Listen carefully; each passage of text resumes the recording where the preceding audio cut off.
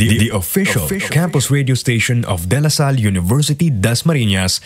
This is 95.9 Green FM. Hey, hello, good afternoon, Green FM listeners. Welcome to another episode of Fact Checked.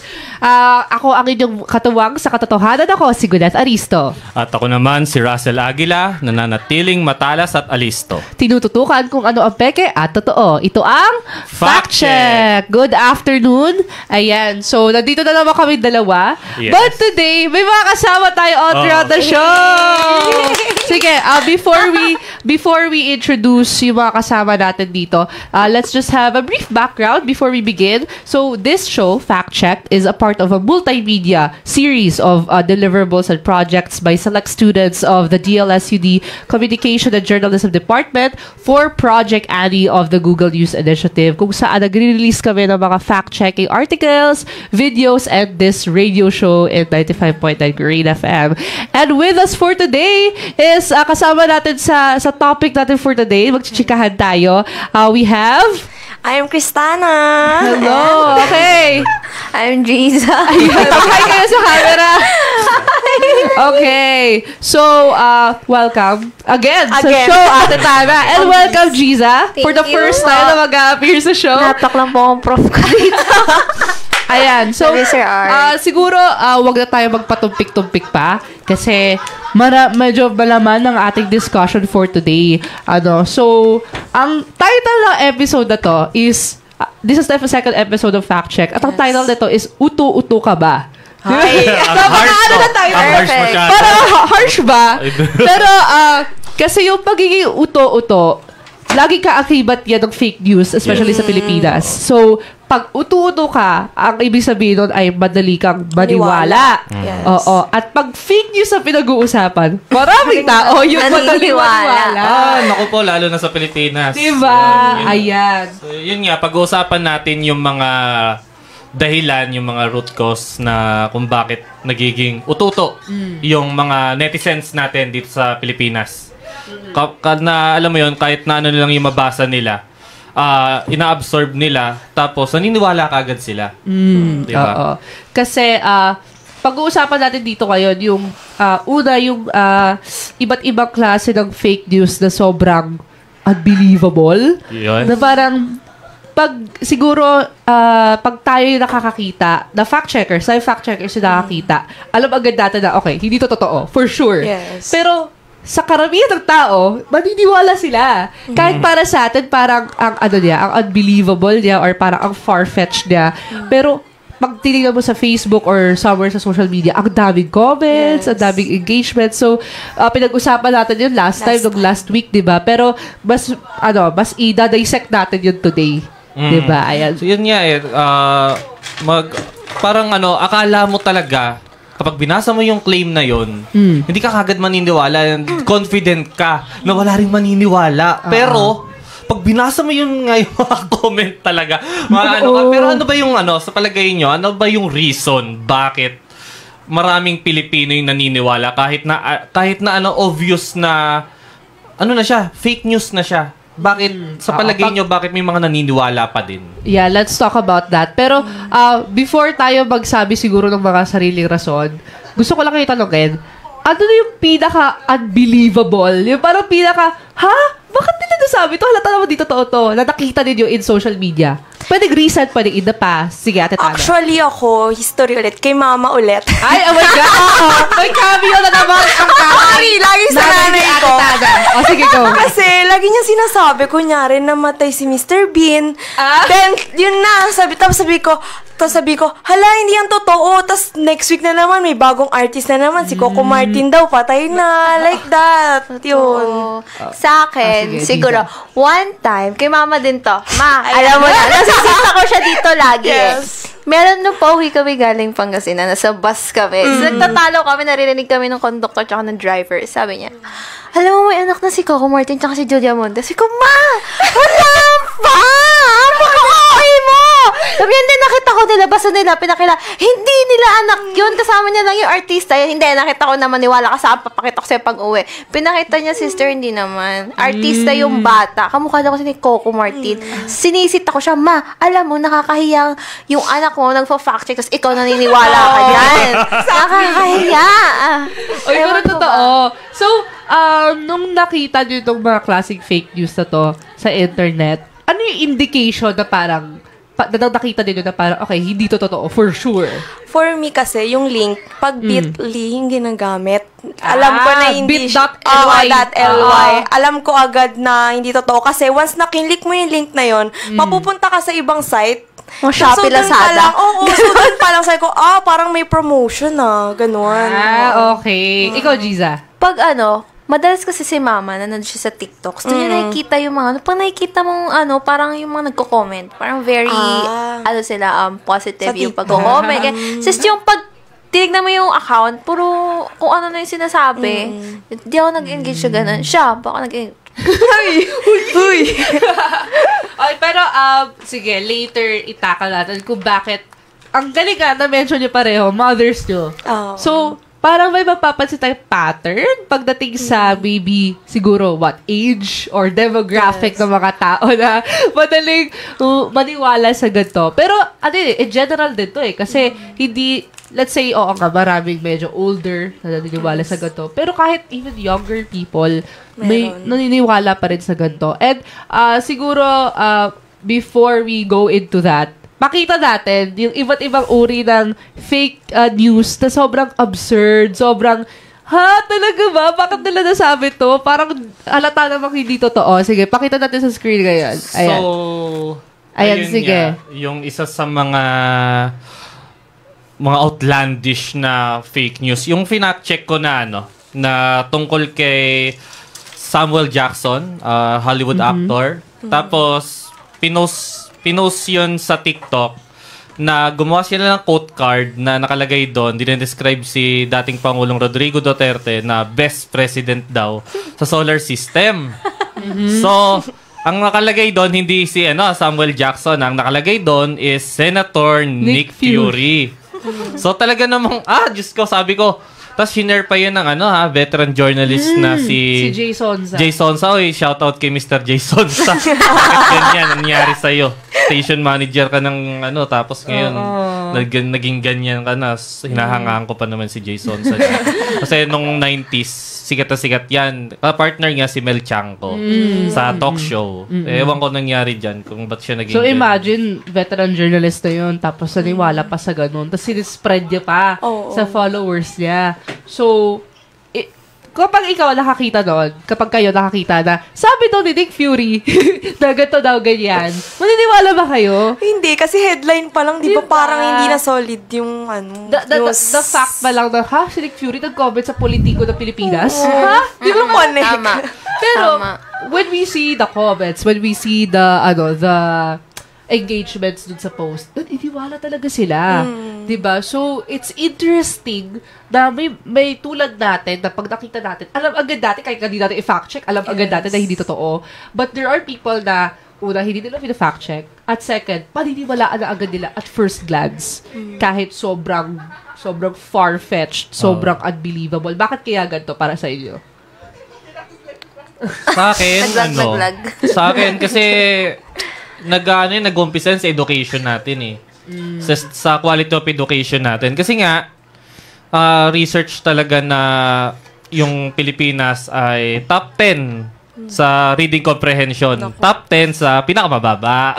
Hindi sa pinakamataas. So, talagang, sabi nga dun sa Program for International Student Assessment, 76 out of 79 ang ranking ng Pilipinas pagdating sa reading comprehension.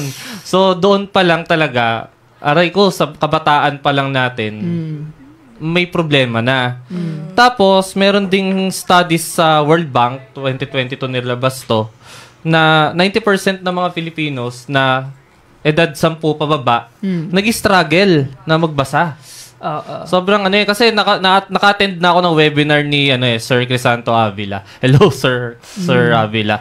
Ayun nga, talagang natataranta sila kasi nga ganun nga yung data. Yung talaga yung nilalabas silang data. Pressing issue na siya sa Philippines ngayon na yung kabataan pa lang nakikita na nahihirapan mag-adapt dun nga sa tinatawag nating reading comprehension and media literacy. No? Sobrang nakakalungkot. Tapos, ayun pa nga, maliban pa doon na mas malala doon, kahit mga teachers ng elementary, nahihirapan magbasa. Nakalagay yan sa data ng concerning ng World Bank mismo naglabas niyan na hirap yung mga elementary teacher na magbasa ng mga beyond grade 6 level na text. So parang hindi lang students, pati yung nagtuturo sa kanila nahihirapan. Ano na yung bata? Ang hirap niyan. Kasi if it starts from the top, na yung sila pa yung nagbibigay ng information, di ba? Paano na lang yung mga natuturuan nila, yung mga kabataan na they're supposed to be learning this, pero hindi nila na-adapt sa thinking nila. Pero I'm actually very curious sa inyo din. Ano yung sarili ninyong experiences pagdating sa ganito? Natuto ba kayo ng reading comprehension, ng media literacy, or was it just natural for you guys? For sure, kasi lahat kayo nagsa-social media. Hindi naman sasabing hindi. Lumaki sa social media. Diba? Pero I'm pretty sure kahit bago pa tayo ma-train for fact-checking, in a way, alam na natin kung ano yung peke sa hindi, diba? So, para sa inyo, ano yung naging parang learning experiences nyo before, pwedeng sa school or outside, na sa tingin nyo parang nakatulong sa thinking nyo na ganito, Ate Tana? For me siguro, since kasi bago pa ako mag-college, parang interested na talaga ako sa journalism. So parang yun na yun, nag-instill sa akin yung experience na kailangan kapag titingin ka ng article, kailangan may base siya, hindi siya baseless, like may mga source. So doon, parang natuto ako na kailangan magbasa ka ng mabuti para hindi maling information yung ma-take mo. Ayun. Okay, so parang sa campus journal mo na siya na practice. Ikaw, Giza? First kami. Kasi elementary pa lang ako, interested ako in journalism. Yes. Lumalaban ako before ng mga PICC, ganyan. Ay, PICC. DSPC. Ay, mga DSPC, PSPC, sorry po. Tapos, parang at a very young age kasi, hindi kasi ako lumaki na mag-gadgets nung bata ako. Okay. And ang turo lagi sa akin kasi ng parents ko, you read books first. Tapos tsaka ka magbasa. Kaya natuto ako na in a very young age, binabasa ko yung mga libro. Nagtatandaan ko, nag-MSA pa ako for that Yung MSA na libro, binibilan ako ng gano'n lagi. Tapos yung may science dictionary ako. Kaya hindi ako nahirapan pagdating sa yung mga critical thinking sa media literacy, ganyan. Kasi, naiuumpisan ko siyang basahin. Tapos, over time, nung siguro peak to ng mga election, nung start pa lang ng 2016, ginagamit siya ni Duterte that time. Yeah. Doon ako nag-start na parang hindi too good to be true lahat na nangyayari that yung time sa election. Na parang ang dami mong positive responses. Wala bang peke naman sa'yo?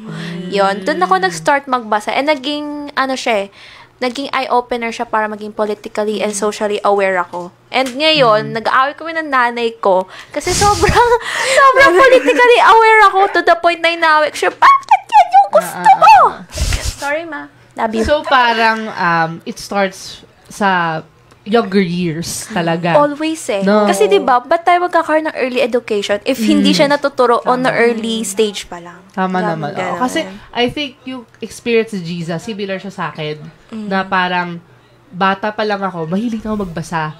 Kasi yung parents ko, yung lola ko, teachers. So, parang na-adapt ko yung kailangan kong magbasa. Hindi lang for educational purposes, even for entertainment. So, na-entertain ako magbasa. Doon ko na-adapt na yung sinatawag nating media literacy kasi, reading comprehension. That means, you comprehend what you're reading. Hindi mo lang sinasalita, hindi mo lang binabasa surface level, iniintindi mo siya. Diba? Tama. Ayun. Yun yung kailangan. Sa akin naman, natuto rin naman ako sa, syempre, nag-umpisa sa libro talaga.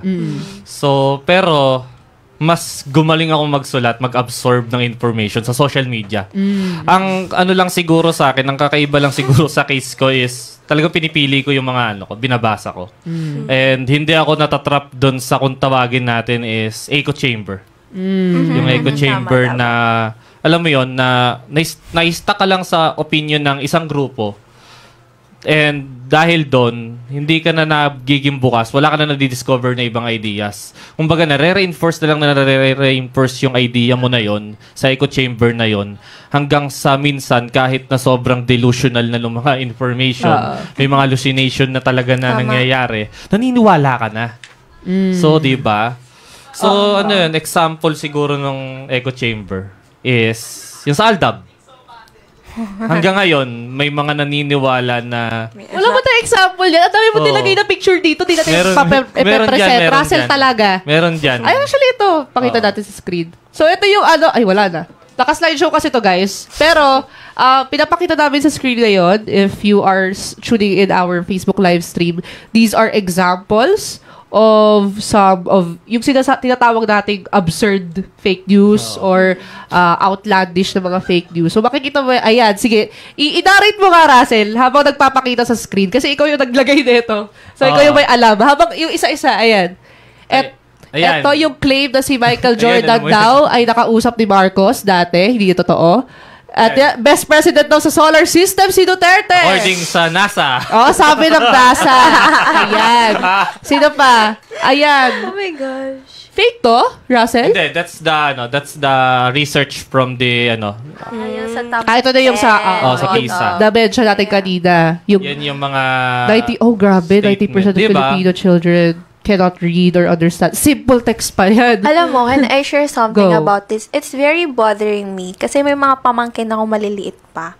Nabobother ako on a point. Sorry dun sa mga pinsan ko ng mga gulang nila. Go. Na on a very young age, they entertain the idea of teaching them Peppa Pig. YouTube videos.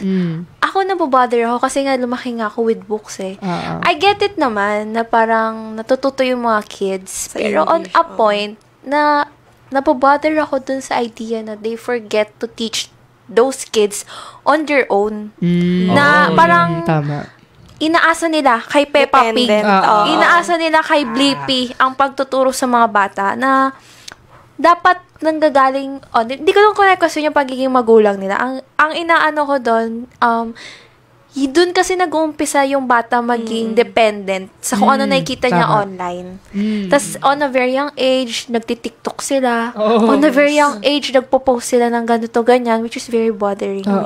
And it's dangerous. Sobra. Kasi minors sila eh. Tapos, di ba, merong mga, natatandaan ko during the Project Annie, may mga sinasabi si Sir Romel, shout out po, our trainer. Ayan. na may bata na nagiging victim of fake news, naniniwala sa ganitis, ganyan. So, parang ako, bakit? Anong nangyayari? Anong ginagawa ng mga parang tito-titas, parents, para maiwasan yung ganun? Siguro, siya. ang naiisip ko din dyan, mahirap turuan yung mga bata kasi pati sila, na aged na, o na adults na, ay pati sila naluloko ng ganito. So, even they themselves are not trained sa mga gato, yung mga reading comprehension or media literacy. So, kung sa kanila pa lang, hindi na nila kayang gawin, aged up na sila, nagtatrabaho na itong mga to, paano pa kaya yung sa mga anak nila, sa mga pamangkin nila? So, I think, ang dapat approach, ewan ko sa inyo, pero for me, ang approach dapat dyan ay, yung mga matatanda. Sila yung unang turuan ng ganito. Kasi mapapasa din nila yan sa mga sarili-sarili nilang pamilya. Ang mahirap ka lang is, sa generation natin, na ipit dun sa dalawa. That's my observation na wala akong study about this or anything. So, fact check nyo ako if mali. Pero ang nangyayari is, yung kuwari generation natin, na hindi na minors, hindi rin totally super tanda. Okay, ayan. Naglakad pa ang aming sa harap. Okay lang yan. Pero, what I'm talking about is, tayo na yung natatask ng ganito. Kaya tayo fact checker, kaya tayo George students, com students. And then, napupunta sa atin yung task na magsabi sa matatanda na, huy, hindi totoo. Tapos magsabi rin sa mga bata na, okay, Hindi gato totoo. yung gagawin. Di ba parang, Tama, ang tama. hirap, ang burdening sa generation natin. Ayun, Tas Russell. ayun, mahirap kasi pag mga bata yan nagtuturo sa matatanda eh. Lalo na sa culture Naniniwala. na. Oo. Sa culture natin doon sa Pilipinas, Kasama pa Philippine tayo culture, dyan. tama. Kapag, Sumasagot pa. pagagalitan pa tayo, Oo. sumasagot ka. Ano yan? Kakabastos Sumasagot ka dyan na. ha? Ganon. Ba't di ka sumagot? Ba't di ka sumasagot? Bakit kaya gano'n? Like, para sa inyo, why do you think mahirap baguhin tong thinking ng mga medyo mas matanda sa atin? Siguro for me, dahil sa environment na kinalakihan nila and sa, yeah. alam nyo nga, Generation X sila. So, nung time na yon, I mean, di pa tayo nag-exist diba? Sobrang limited pa nung mga journalists that time. So, Yeah. for me, kaya nasanay sila. Tapos, feeling nila, na-instill na sa utak nila na tama yung ginagawa nila na basta maniwala na lang, nang walang facts. Then, yun, natuturo na nila sa mga anak nila. Ayun. Sa parenting nga yan. Yes. Kasi panahon nila, sumagot sila sa magulang nila, palo. Di ba? Ngayon, na-apply nila sa mga anak nila, ganun din. So, sana dito sa generation natin, di na siya maulit Stops na, here. Stops here. hayaan na lang natin yung mga, kunwari, may magkaanak na tayo na mga di ba? Hayaan na lang natin kung may nakita naman silang tama, tapos mali ka. Tanggapin na lang natin na mali tayo. Lalo na pag may lalo na kapag may pruweba, matuwa pa kayo. Yes. Matuwa I pa think kayo. yun yung kulang sa society natin is the fact that we're so scared of accepting when we're wrong. Oo. And it applies sa lahat ng ages, ha? So, pero lalo sa mga matatanda. Ang hirap magsabi na, okay, ito yung, kuwari, let's say, you're older than me, Dan. Or sige, si Russell. You're older. Tinuro. Kuwari, mga 40 ka na. 50 anos ka na. Sample lang naman. Sample lang. Ako naman nagtatampo agad. Kunwari, 50 anos ka na. Kunwari, tito kita. Oh, yan. Tito na Tapos, lang. sabi mo sa akin na may nakita kang evidence na sabi ng NASA si Duterte daw yung best president in the solar system. Kasi Duterte supporter ka. Nagsabi ako, Tito, eto lahat ng ebidensya, sinerch ko pa sa Google para sa'yo, lahat yan, nakasite pa APA style kung gusto mo. Tapos sasabihin mo sa akin, ano sasabihin mo sa akin kung ikaw yung tito ko? Nabasa ko sa TikTok, di naman totoo yan Nag-roleplay. Pero, doon ko nakikita yon yung tinatawag na natin, yung gantong scenario, parang doon na papasok yung sinasabi ni Russell kanina na echo chamber, tapos doon na papasok yung isang term na confirmation bias. Sumasagot ka na sa akin, Ayun, hala, babagaling na ako ng tito ko. Ayan na, sumasagot ka na sa akin. Pero, di ba, kuwari, ikaw nga yung tito ko. So, bakit ka naniniwala sa ganun? Kasi supporter ka ni Duterte, di ba? Yes. Para sa'yo, best na best president si Duterte. Wow. Best president in the universe. Wow. Solar system pa nga eh. System universe. Sinabi na nga ng NASA. NASA. Oh. So, what he's doing this here, wow, ano tayo? Si Itong Russell. parang character na to, ginagawa niya yung tinatawag natin confirmation bias. So, real quick explanation. Pag confirmation bias, ito yung naniniwala ka sa isang belief. You believe in this one thing.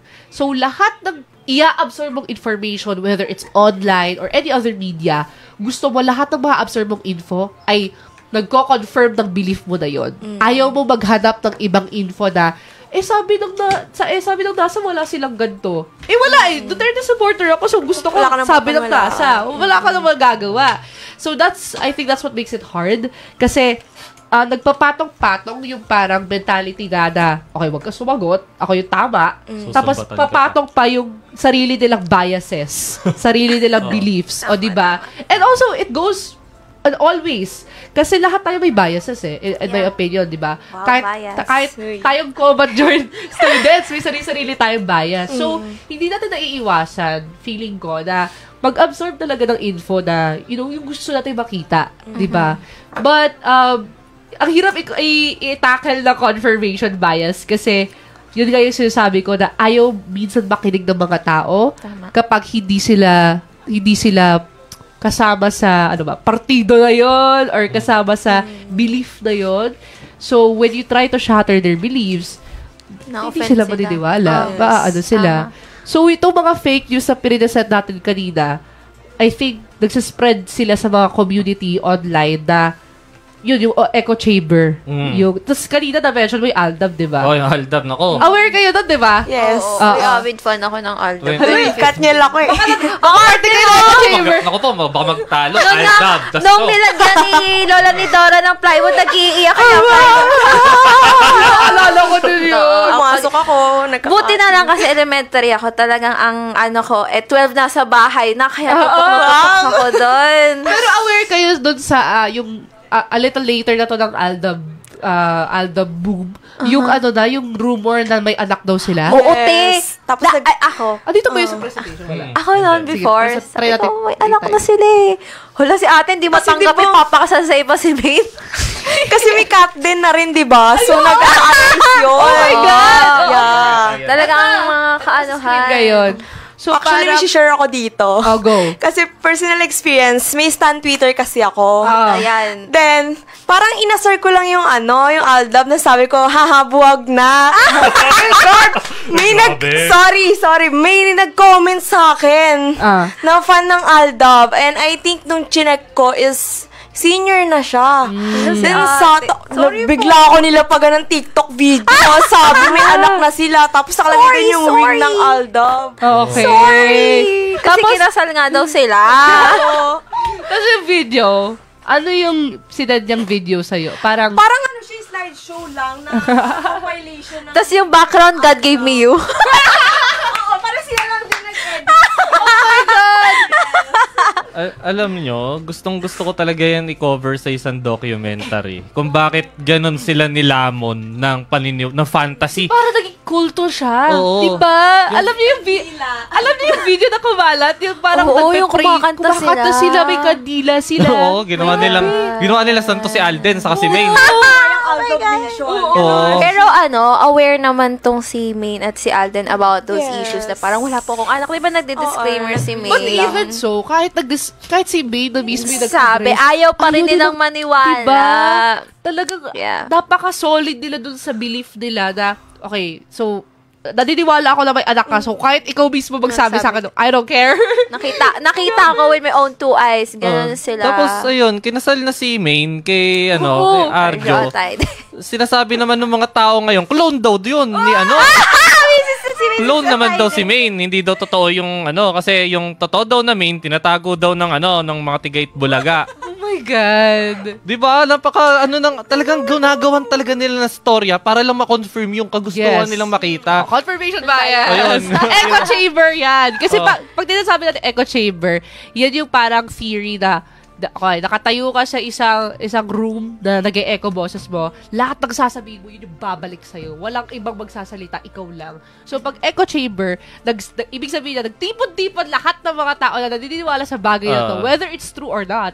Kayo lang yung nagsasabi na, oy, di ba may anak si Alden? Oo, may anak si Alden. Ganon. Tapos, yun na yung sagutan nila. Tapos, this is so kalat na to in social media. Whether it's political, whether it's showbiz. Yep, At daming echo chambers na tinatawag natin. Yeah. And feeling ko lalala to dahil malapit yung eleksyon. Meron pa yan. Parating na ang bagyo. Mag-fact checking Ayan, na po kami. Promise. Ang dami na naming article. Meron pa yan meron pang isang kilalang echo chamber, yung echo chamber na naniniwala sila na si Marcos is parang parang Diyos na kung ano-ano lang, war hero daw, tapos siya. meron daw gold, tapos nakita na daw sila ni Jose Rizal. Meron dyan sa slide. Totoo ba? Yeah. Di ko nabasa yung kay Jose war Rizal hero. on a point. That's nice Ayan daw. Ito daw sa screen ngayon. War hero daw siya. Tapos, nagkita sila ni Jose Rizal? Actually, tas Yes, meron pa dyan na nagkita sila ni Jose Rizal. Sa totoo lang, Gusto ko yun. na nag-umpisa Parang talaga. fanfiction. Wow. Ayun yan. Nag-umpisa kasi yan nung panahon ni Duterte. Yeah, Parang nagbi-build up na yung mga nagpapakalat ng maling balita kay Marcos. Parang sinisingit na nila na, ito si Marcos, ganito, ganyan. Tapos ang problema, nung nalibing sa libingan ng mga bayani si Marcos, parang lalong na-validate yung mga kwento. Ako before, hello po. Ayan, Go. naririnig Yes. naman ako. Oo. Dati, pag nanonood kami ng balita ni Mama about it, parang before kasi very, taga Ilocos kasi kami. Okay. Ayan.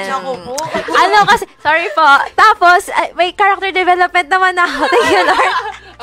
Na, nung time na ililibing na siya, nakikipagtalo pa kami, bakit kasi ayaw niya pong ipalibing dyan? Kaya yung problema. Gano'n na, sorry, wag niyo babash. Hindi, okay lang go. Yun yung parang opinion namin ng mom ko. Kasi very solid north kami that Ilocos. time. Yeah, Oo. so Ilocos. Tapos, which is nice for me. Thank you, Lord.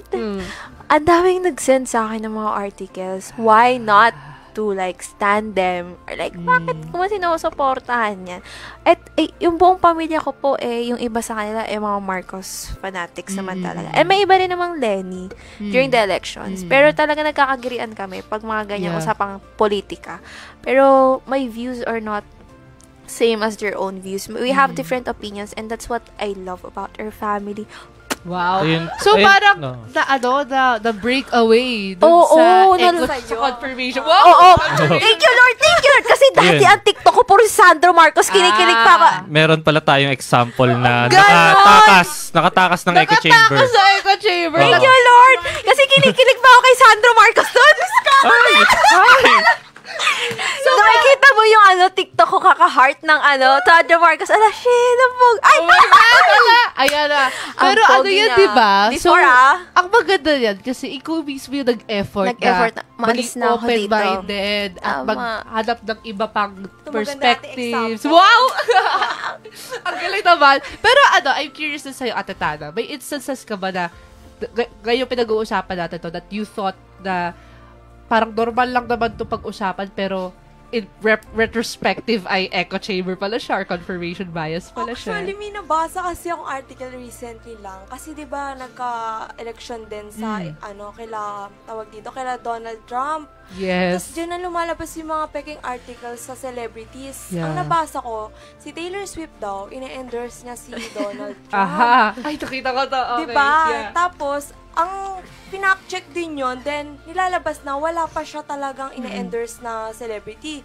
Then ito na, nung chinek ko yung comments, ang daming nagalit. Tapos parang ginagawa siyang biktima, ganon. Sinasabi na bakit daw, yun daw yung binoto niya. Tapos wala naman talagang laman yung article. Ayun. Okay. So for that, parang nagiging bias sila na kapag nagsabi ka ng masama dun sa gusto nilang kandidato, kung ano na yung sasabihin nila sa'yo. Yes. Oo. Ay, Diyos ko, lalo na pag mga ganyan, pag politics talaga kasi, Tama. ang hirap buwagin ng bias ng tao. Yeah. Speaking of bias, sa sa K-pop ba, saka sa P-pop, yung mga ganyan. Ay, Diyos ko. Hello, Wag, alamat. teka lahat. Bakit napunta tayo sa celebrities? Hindi, kasi yan pero may pagka-echo chamber din yan Yeah. Lalo Oo na naman. pagdating sa mga, siyempre, iniidolo mo. Oo. Kasi kung politician, iniidolo mo, siyempre, may mga tao rin na iniidolo, yung mga artista, mga performers, ayan. Definitely, I'm not sure actually sa K-pop, ang laki nito. Pero I can definitely tell sa P-pop kasi na-witness ko yung birth ng P-pop at hanggang ngayon. And, kunwari, ang biggest dyan, wag niyo ako i-cancel, please. SB19! I love SB19! Hello, Pablo, may bias. Pero, dahil sila nga yung parang nag-pave ng way or yung talagang nag-blow up sa P-pop, ang nangyayari, nagiging very defensive yung fans. So, kapag onting batikos lang sa SB19 or kaya babali ka lang ng onte, magagalit talaga sila.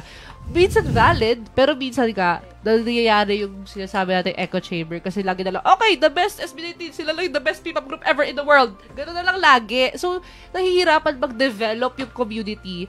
Kahit SB19 na mismo nagsasabi na we support all the P-pop groups. Wala silang pake. But this is not all the fans ha. Ito, maka-atkin ako sa ganito. Hindi yan lahat.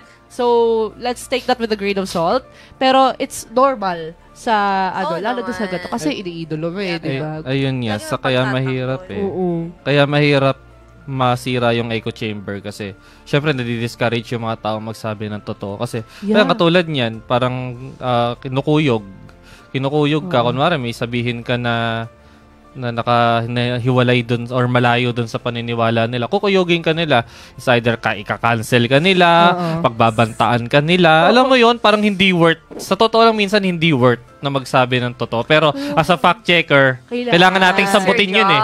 Kailangan nating sambutin yung mga risk na yan na kailangan nating sumubok na wasakin yung mga ganyang echo chamber na yan. Kasi masama talaga yun. Tignan mo mga nangyayari sa mga Pilipino. Pati yung kwento ni Michael Jordan sa ni Marcos. Pati yung kay Senator Nick Fury. Tropa sila, sis. Diba? Imagine mo yun, naniniwala yung tao doon. Hindi naman sinasabing ano ko sila. Pero hindi natin sila masisisi kasi nakalock sila doon eh.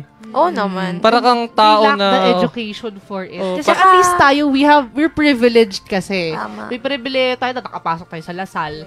Tapos, kaya natin makapag-aral.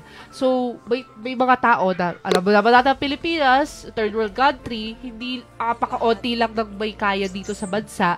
So, talagang majority sa kanila, malululong talaga sa thinking na dapat yung dumbed down, yung simplified lagi. So, mahirap yun kapag ito yung society na ginagalawan mo. Kasi, ang hirap na, ang dangerous sa isang lipunan kapag una, gullible ang mga tao, madaling mapaniwala sila. Kasi, magiging questionable yung mga election, yung mga ganyan, di ba? Tas diyan, di ba, meron ako diyan picture na yung sa social media algorithm kasi. Yung social media kasi ang number 1 na nag-feed talaga ng echo chamber. Yeah, definitely. Kasi kung ano yung lumalabas sa newsfeed mo, yung interest mo. So, yun nga yun, di ba? Kung ano yung interest mo lang, yun yung ilalabas sa feed mo. So, nagbibuild talaga siya ng echo chamber. So, yung mga nagko-comment dun sa mga suggestions post nyo sa Twitter, sa Facebook, yun din yung mga kaparehas ng ano mo. Kaparehas ng paniniwala mo. So, nabubuo yung ano na yun, nare-reinforce lalo yung echo chamber na yun. Tapos, kayong mga nagko-comment dun sa ano na yun, sa mga post na yun, sa mga ano na yun, nagagawa kayo ng group. So, lalo kayo nakukulong sa paniniwala na yon. Nag-umpisa yan doon nga yung sa gold, sa Taliano gold. Oo, di ba? Alam mo yun? Kaya yung social media talaga is, wala yun yung mas profitable para sa ano Yun yung titignan natin eh. Kumikita sila eh. Siyempre, ang tao, ayaw nilang makita. Yung ayaw nilang makita. Wala tayong magagawa. Ganun talaga. Kaya nga pati yung media ngayon, binabatikos eh. Kasi ang media, binabalita kahit na hindi mo gusto. Oo. Diba? Yeah. Yun yung kaibahan ng media sa mga vlogger. Kasi mga vlogger, binabalita lang nila kung ano yung gusto mo. Kung ano yung nasa echo chamber ng mga vlogger na yun. I-feed lang sa'yo lahat ng gusto mo para yun lang yung i-absorb mo. Tapos kikita sila doon. Kasi kinokonsume mo yung content nila. Tapos ang media, pag naglabas ng hiwalay dun sa paniniwala nila, tatawagin pa nilang bias.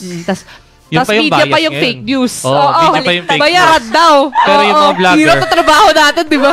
Pero yung mga vlogger, yung mga vlogger na iisa lang yung pinipid sa mga tao, iisang side lang yung pinipid sa tao, sila yung hindi bias. Sila yung hindi fake news. Pero yung media, ayun nga di ba? Ang gulo eh. Nakakalungkot, pero ganun talaga. Ang hirap kasi parang paano mo ituturo sa tao na kailangan, importante yung maging open-minded at maging bukas sa iba-ibang perspective? Sila nga mismo, ayaw kumusang gawa. Oo. Diba? Tama. Pero yung nagawa, yung na-mention, ang galing kasi na dito si Giza, na-mention niya yun.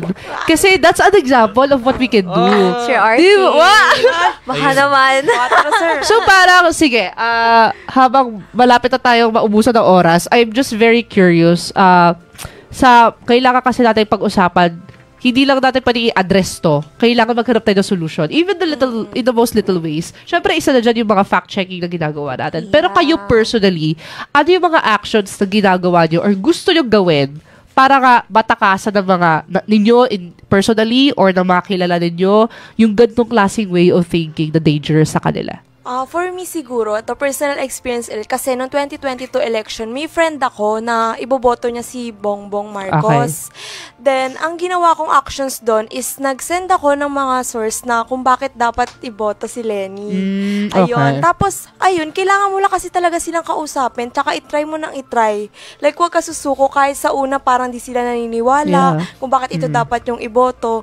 For me, ang maganda actions na gawin or gusto kong gawin sa future, etong fact check na to, like, like, hindi lang dito matatapos eh. Tama, Pagka-graduate, sana tama. sa future, maging role model tayo sa iba or makakreate pa tayo ng community para lalo pang mapakalat yung pag-search ng mga totoong balita. Ayun. Tama yan. At lalo na pag politics kasi, hindi pwedeng sa isang kandidato ka lang titingin. Oo. That's dangerous. Yes. Kasi hindi pwedeng, lalo na kung political dynasty pa yan, Diyos ko, porket alam mo yung pangalan, yun na yung boboto mo, Yun, agad-agad. exactly. Like, ha? Ganun nga. Totoo. Paano yung ibang kandidato, di ba? Wala silang pake. Kaya ulit-ulit na lang, Diyos ko, yung lahat ng pamilya dito sa Pilipinas, sila lang din yung, for so many decades, Every lagi na lang sila. Palitan lang sila. Di ba? Nagpapalitan Dito lang sa Cavite, sila. ganun Oh. din.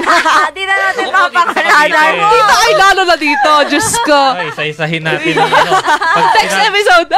Pag sinabi mo yung isang city, alam na Alam alam na, mo. oo. May iboboto Nakaupo. agad. Oo, alam na yung pamilya na nandyan. Kaya, kailangan, lalo, ay Diyos ko, ang hirap na ituro, pero sana matutunan ng mga Pilipino na kapag elections, you don't just look at one person. I don't care kapag nagbigay sila sa inyo ng 20 pesos dati or ng bigas, tingnan mo yung iba pang kandidato. Kasi malay mo yung ino-offer ng iba pang kandidato ay mas aligned pala sa gusto mo, ay mas makakatulong pala sa bansa. Hindi lang yung kung saan ka naniniwala dati or Yun yung na sa agad. kung sino ka biased eh. Kasi dahil dyan, you're being close-minded. Diba? Hindi ka hindi bukas yung isipan mo na, okay, maybe if I take a chance dito sa isang taong to, baka sa kanya pala aligned yung beliefs ko, yung values ko, yung gusto kong polisiya sa bansa. Kailangan natin maging objective. Hindi pwedeng porket pogi, porket sikat, porket Sandro pamilya. Marcos. Oy, tapos na yung era ko na yun. Thank you, Lord. Diba? Kaya kailangan, hindi tayo pwedeng mag-align lang sa gano'n as much as we want. We need to be objective kasi, Diyos ko, buong bansa yung nakataya sa ganyan, diba? So, ikaw naman, Giza. What about you? Ay, ito, first experience ko din. Yung ex ko kasi, Ay. ako po, tropa naman ako ng ex ko ngayon. Sorry. Yung ex ko kasi before, very bong-bong siya. At that time, ako, parang naging, parang, Lenny ako. Tapos, biglang sabi niya, sige, bigyan ko daw siya ng parang babasahin niya to see. Para to solidify na yung claim ko na si Lenny dapat ang kailangan niyang iboto. Sabi niya yung friend niya. So, sinend ko sa kanya ang haba. Sabi, sige, sinend nilang boboto namin. Na-bother ako nun kasi parang, porque Parang sinend wala na kita siyang choice. nito. Yun na Ganon. yun. Pero binasa naman niya eventually. Okay. Buti na at binasa siya ng ex ko.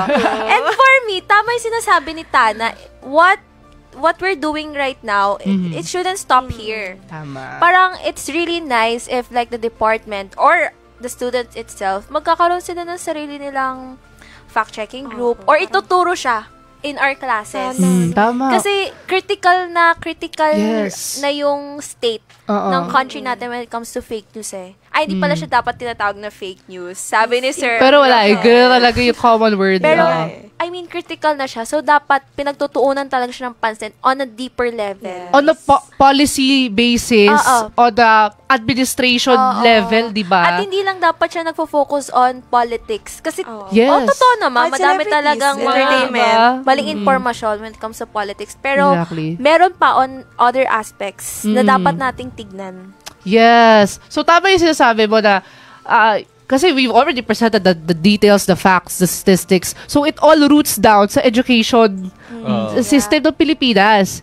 Doon talaga nagro-root lahat. So, kapag hindi natin ayusin tong education system natin, napaka-concerning yun na. Kasi we see it, yung sabi mo sa mga pinsan mo, nakikita ko yun sa mga kapatid ko.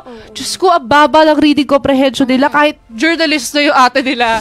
Hirap na hirap ako magturo kung paano sila magbasa ng maayos at maintindihan nila yung binabasa nila. So, imagine, pamilya ko na to na pamilya ng mga teachers at journalist student. Pero kapatid ko, pati mga kapatid ko, ganun yung nangyayari. They're also victims of this really broken educational system. So sana, Diyos ko, please, Pilipinas, gawa natin ng paraan. Tama. Depende kapag bulok ang sistema, kailangan maghanap tayo ng paraan para Yes. mabago yung sistema.